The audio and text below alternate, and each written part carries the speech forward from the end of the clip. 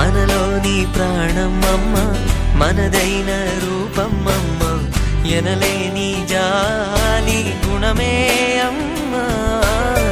నడిపించే దీపం అమ్మ, కరుణించే కోపం అమ్మ, వరమిచ్చే తీపి శాపం అమ్మ.